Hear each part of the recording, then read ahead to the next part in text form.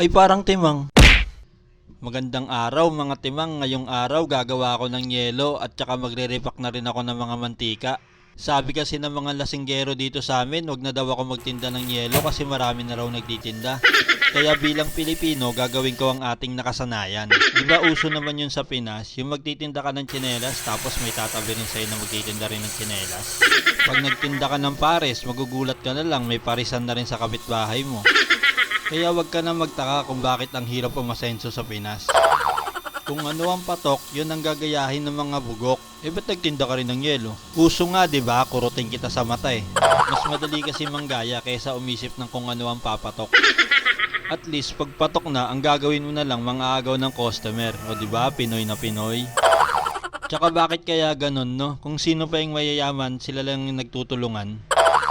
Kung sino pa yung walang pangbili, sila pa yung ayaw ilibre.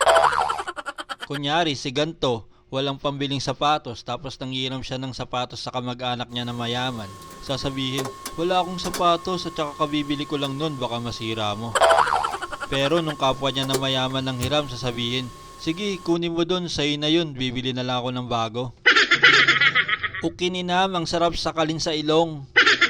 Tsaka pagkasal, di ba pansin nyo, pag mayaman ang kinasal, ang daming regalo, puro mamahalin pa, halos naglalakihan, hindi na magkasya sa sasakyan.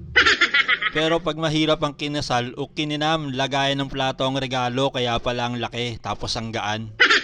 Pero alam nyo kung anong maganda ron, appreciated yon nang binigyan nyo ng regalo. Kinabukasan, gagamitin na nila yan at todo pasalamat pa sa'yo. Hindi katulad ng binigyan mo ng rep at saka TV, itatago lang nila yan. Maalala lang nila na ikaw ang nagbigay pag nasira na yung TV nila. You know what the lesson? Huwag ka na mag-Ingles. Itong ginagawa kong yelo, nilalagyan ko nga pala ng pistawel, kinukumutan ko. Para pag naging yelo na sila, hindi na sila masyado lamigin. Isa na namang kakaibang idea, galing sa inyong bida. By the way, sa mga sinasabi ko guys, kayo nang bahala kung anong aral ang mapupulot nyo. Basta ako, ang susunod kong gagawin ay maghugas ng mga bote para malagyan ng mantika. Bali, inakyat ko nga pala yung hagdan pataas. Tapos, bumaba ako pababa sa hagdan. Tapos, pagbaba ko, may dala akong balde na may mga lamang bote ng mantika. Habang inaalis ko yung mga balde sa bote, bote pala sa balde, hinahanda ko na siya para ma-ready. Aray ko. Binabad ko na nga pala to guys para madali siyang hugasan. Mahirap kasi magkuskus lalo na kapag may mga itim-itim sa bote. Ganto muna ang diskarte ko guys habang wala pa akong supplier ng mantika.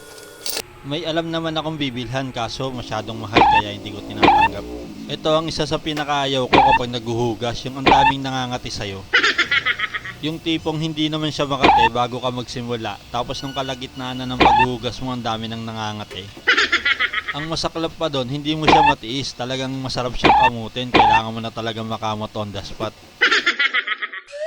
Pagtapos ko mahugasan ng mga bote at mapotoyo kinabukasan, hinanda ko na agad siya para masalinan na para makabenta na ng mantika. Mahirap din pala siyang hugasan, akala ko madali lang, muntik ko na nga hindi tapusin eh. At dahil ngayon ko lang siya gagawin, ngayon ko lang naalala na kailangan pala ng imbutido. Anong imbutido? Baka imbudo. Ay, imbudo pala. Akala ko imbutido. Parehas kasi letter M kaya nalito ko. Anong letter M? Baka parehas letter E. Gunggong ka talaga. Oo, tama ka na. Correct, yes. By the way, tapos na tong DIY imbudo ko. Hinugasan ko lang siya ng saglit para mawala yung amoy ng kape. Tapos ayan, tinesting ko na. Uy, ang ganda ng daloy ng mantika. Parang mas maganda pa gamitin to kaysa sa imbudo. Mukhang magsasara na yung mga pagawaan ng imbudo dahil sa naimbento kong DIY. Napakaswerte naman talaga ng Pilipinas kasi may bambi silang pag-aari. Napakalaking tulong nito sa ekonomiya, wala nang mantikang masasayang. At syempre, napakaswerte mo rin kasi aksidente mo tong napanood. At syempre, sana aksidente mo rin tong ma-share. Grabe ka naman, share mo naman yung video ko. Bale, sa isang 1.5, may 4 na bote ng mantika siyang magagawa. Tapos meron pang matitira. Ayan, ganyang karami ang matitira guys. Halos lagpas kalating bote. Pwede natin siyang gamitin, pwede na rin natin siyang pangbenta. Ikaw na lang magdidesisyon kung gusto mo panggamit o pangbenta. Gamit, benta, gamit, benta. Huwag ka magbibenta ng gamit. Yun lang ang masama doon. Sa lugar kasi na kinalakihan ko, pag walang panggamit, nagbibenta ng gamit para makagamit. Kaya nung naubos na yung gamit at wala nang panggamit, ayun, lagi nang galit. Pero ngayon, nagbago na sila at malaking aral daw sa kanila yung mga mapait na kahapon. Sabi nga nila hindi ka matututo hanggat hindi ka nagkakamali. Hanggat nagkakamali ka, madami ka pang dapat matutunan. Wag kang matakot sumubok para makatusok. Anong makatusok? Makatusok ng pangarap, baka makaabot. Di makaabot. By the way, yung mga natirang mantika guys, ginagawa ko siyang kalahating bote. Para pag may mga bumibili ng kalahating bote, meron tayo. Para meron silang choice. Baka kasi madali tayo ng pangkalahating bote lang ang budget ko eh. Pwede bang utang na lang yung kalahati? No. Buti na lang advance ako mag-isip. Mahirap nang mapunta yung tubo sa utang. Baka yung umutang, hindi na lumutang. Wordplay. Ang galing! Dos na lang tubo, aabutin pa ng 1 linggo sa'yo. Pagtapos ko mag-repack ng mga mantika, eto, inayos ko na. Dinisplay ko na, baka naman makabenta na agad. Sa mga gusto magpirito dyan, magsangag, mag-isa. Hindi nyo na kailangan mamroblema at mangamba. Andito na ang aking mantika, ang sa inyo'y magsasalba. Bars! Ganyan magbenta, 1 bote 30. Hanggang dito na lang ulit ang aking video. Tapusin mo to sa loob ng 6 na minuto.